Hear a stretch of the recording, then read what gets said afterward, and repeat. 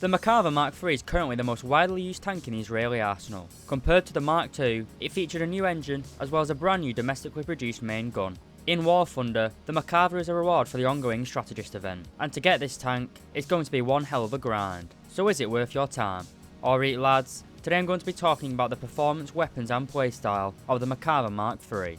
Starting as always with the basics, this vehicle is a rank 7 battle rating 10.3 medium tank located in the American tech tree. Being a rank 7 tech tree vehicle, it will only be efficient at researching other vehicles between the ranks of 6 and 7. To get this tank, you will have to complete 3 sets of documents, which means you will have to fully complete the strategist event operations map 3 times. This will take you a significant amount of time. After suffering through this grind, you'll have to put this vehicle in your lineup for a cost of 300,000 silver lions. You can then additionally purchase the expert and ace qualifications for the tank, costing 1,020,000 silver lions and 2,100 golden eagles respectively. At the time of recording, the Merkava Mk.3 has a repair cost of 5,368 silver lions. However, after the whole C2A1 repair cost change, I imagine the repair cost of this tank will increase. Going on to the rewards, the vehicle has a base RP modifier of 2.38, which gives you an RP modifier of 238% with a free-to-play account, and 476% with a premium account. With a base Silverline modifier of 1.5, you have the same Silverline modifier as the M1A2 Abrams. You can expect a 150% Silverline modifier with a free-to-play account, and 225% with a premium account. With the strategist event looking like one of the grindiest events in the history of War Thunder, is the Merkava Mk.3 worth your time? If you'd like to know the answer to this question, as well as more about the vehicle, then stick around for the rest of the video.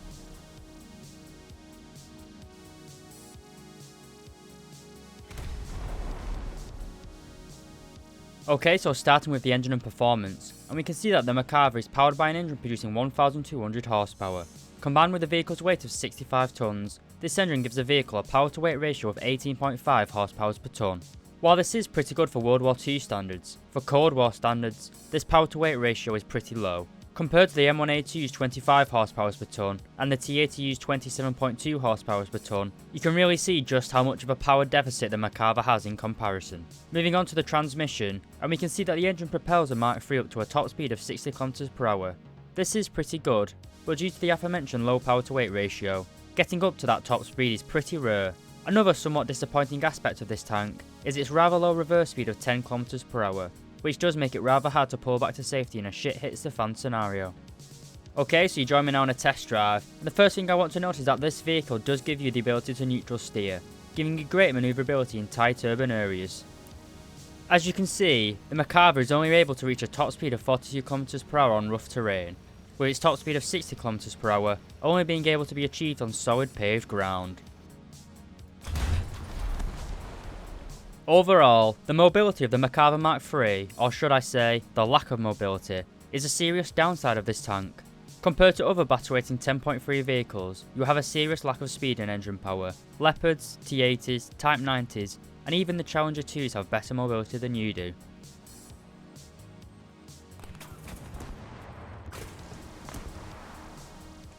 Alright, so moving on to the armour and survivability, and the first thing I want to mention is that this vehicle has a crew of 4 men, and due to the Merkava's internal layout, the tank is pretty survivable.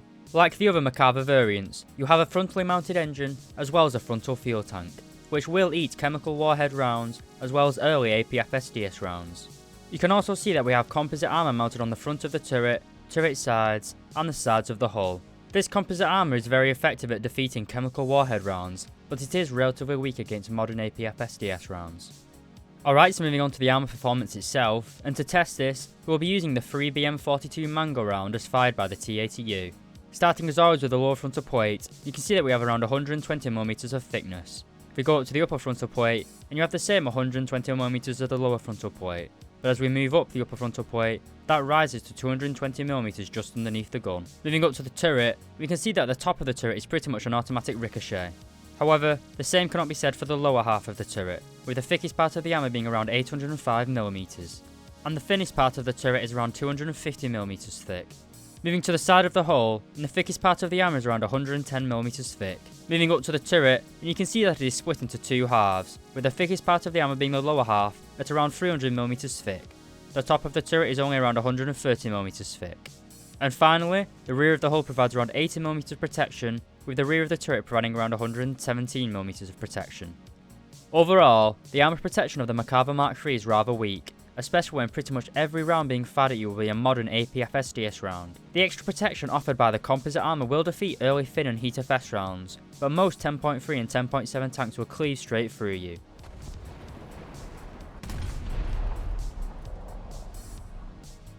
Moving on to the weapons and ammunition, and as you can see, the Merkava is armed with the 120mm Mk.3D cannon. Being a late Cold War vehicle, the gun is fully stabilised in both the vertical and horizontal planes. The Mk.3 also has a rather average vertical guidance characteristics, with 20 degrees of gun elevation, but a rather mediocre 7 degrees of gun depression. This will limit your ability to use ridgelines, especially when most other main battle tanks have 10 degrees of gun depression. You can carry 46 rounds in total, with only 5 of those rounds being classed as your first stage ammunition. So taking a look at the weapon reloading skill under the loader section, you can see we have a base reload speed of 7.7 seconds, and with an ace crew, that drops down to 6.7 seconds. For a top tier vehicle, this is actually pretty slow. While it does beat the Soviet autoloader's 7.1 seconds, most other NATO main battle tanks have a reload speed of 6 seconds. Moving on to the targeting skill under the gunner section, you can see that we have a base turret rotation speed of 23.8 degrees per second, and with an ace crew, that increases to 34 degrees per second. Next we move on to the modifications, and I want to point out that this tank does get a laser rangefinder, a laser warning receiver, as well as first generation thermal optics. Moving on to the ammunition, you can see that we have 3 rounds available, 2 stock and 1 unlockable. Your main stock shell is a Mk.3D heat FS round. It travels at a muzzle velocity of 1078 meters per second and can penetrate 480mm of armor. Your second stock shell is a rather special high explosive round. The M339 is a high explosive time fuse shell. This allows you to manually set a detonation range. Use the rangefinder on a target and the detonation distance will be set. This will be useful when dealing with low flying helicopters and air bursting lightly armoured targets. When you don't laser target, the M339 shell acts like a semi-armor piercing high explosive shell, being able to punch through 65mm of armour. And finally, the real meat and potatoes of this tank is the M322 APF SDS round. This is essentially a copy of the CL3143 round found in the Italian tech tree. It travels at a whopping 1705 meters per second and can punch through 625mm of flat armour. As well as the main gun, you have 2 rifle caliber machine guns, a 50 cal machine gun, as well as 42 smoke grenades. You join me now in a test drive. The first thing I want to point out is that this vehicle does get an excellent field of view in the gunner's sight. On top of this, you also have a high power zoom, really allowing this tank to excel at long range shooting. And as I mentioned, you also have a first generation thermal imager in your gunner's sight, but in your commander's sight, you still only rely on night vision. Overall, the firepower of the Mk.3 is pretty good. It has a very powerful main gun, with arguably the best APF SDS round in the game. With that short overview finished, we'll now go on to some gameplay, followed by a conclusion.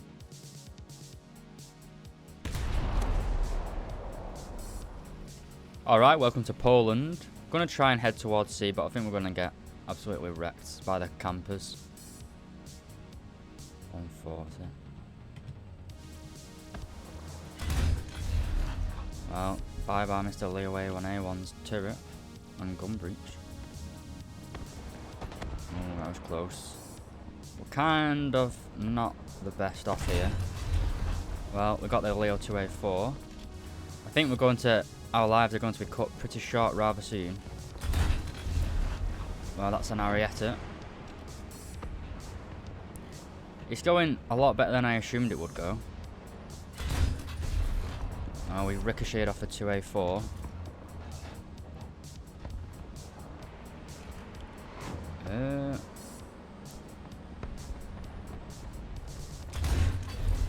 Alright, we got his turret.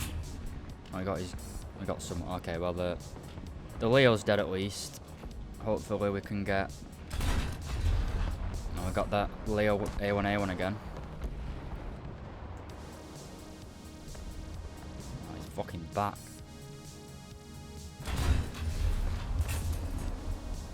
How many times am I gonna hit this bloody leopard? That's like the 3rd time now I've destroyed his barrel. Right, someone's got him. Right. Well, we're not dead at least. 2 assists and a kill, I think, yeah.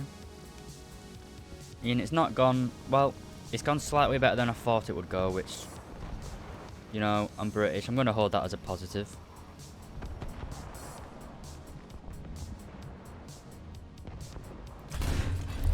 Oh, Arietta, I think. Could have been a little bit A little bit quick on the trigger there.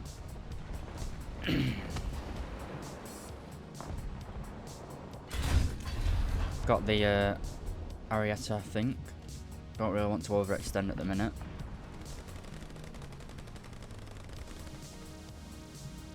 Oh. A Stritzwagen. Should be able to hull break him. Yeah.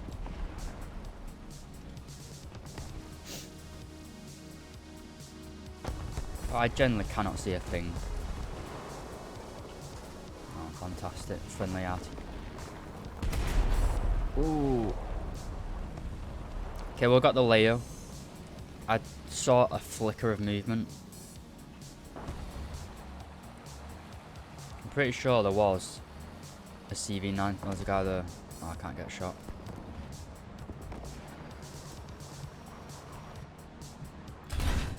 I got the CV90 at least. That's a friendly Cobra. Alright, welcome to Fields of Normandy. We're going to try and go towards the B cap and I'll see what happens.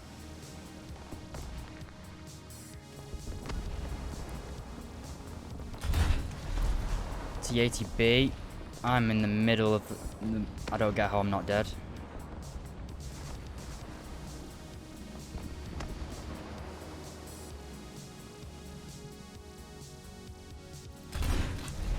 Okay, well there's that the Radcamp wagon we spoke about. Don't know how many other people are at A. Don't really want... Well, gonna push into it and then retreat. But they did take B, remember? So they're probably gonna train the guns onto A.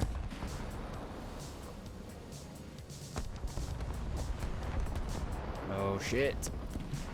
It's an Mk.3D Super. Well, we got him. I can't even assist from this position. Don't know where that shot came from.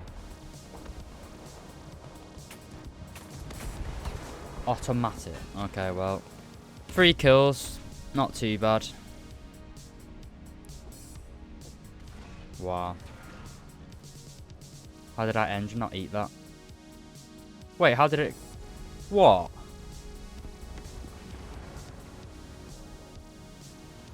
Alright, welcome to El Alamein.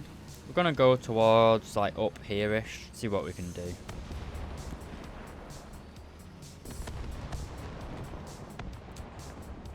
We get some interesting shots in here. Bye-bye, Mr. Leo.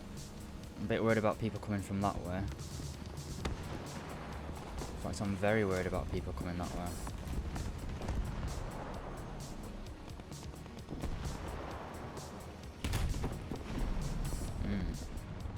Hello.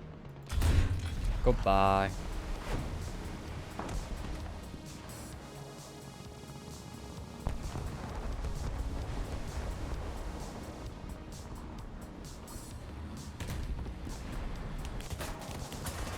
God's sake.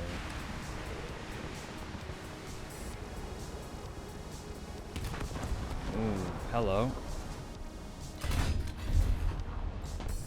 Okay, well, we must have J'd out. We were getting shot at. I think it was by a G91R3. Uh-oh. Fucking gun depression. What? What?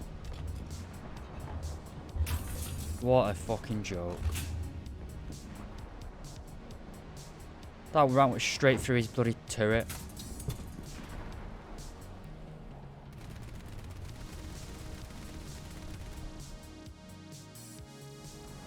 To conclude, I have a fairly mixed opinion on the Merkava Mk.3. At battle rating 10.3, you are seriously outclassed on the top tier battlefield. While you do have a powerful gun, your below average reload rate doesn't really allow you to brawl. Your armour in places is strong, but you can be easily penned. The distinguishing thing about the Merkava is its ability to eat rounds. This does improve your survivability, making it hard for people to one-shot you. But ideally, you don't ever want to be shot in the first place. And for me, the biggest reason of being shot in the Merkava is its pretty weak mobility. At the start of a game, you'll be easily beaten to capture points or strong positions on a map. It also means you will be easily flanked and outmaneuvered. The lack of mobility is the biggest issue I had playing this tank. Going from the highly mobile Abrams to the Mk.3 was a big downgrade. Personally, the Merkava Mk.3 is a pretty nice vehicle, especially considering it is essentially a free rank 7 tank, but don't expect this thing to be meta defining. And in my opinion, the Canadian C2A1 from the last event was a much more powerful tank, at least rank for rank. I obviously got the Merkava Mk.3 in a test drive from Gaijin. I haven't grinded out the strategist event, so I can't give you a definite yes or no, but from my personal experience with this vehicle, I don't really feel a desire to grind it. It's okay, it's a decent backup after you die in your Abrams, but I would never consider taking this tank out as a first spawn. I would personally still even take out the M60 AMBT before I would take out the Merkava. If you have the spare time, then yes, definitely grind out the event, but if you're busy, stressed, or just can't be arsed, then this tank isn't really worth several full days of grinding in my opinion. As always, I hope you enjoyed the video, and thank you very much for watching.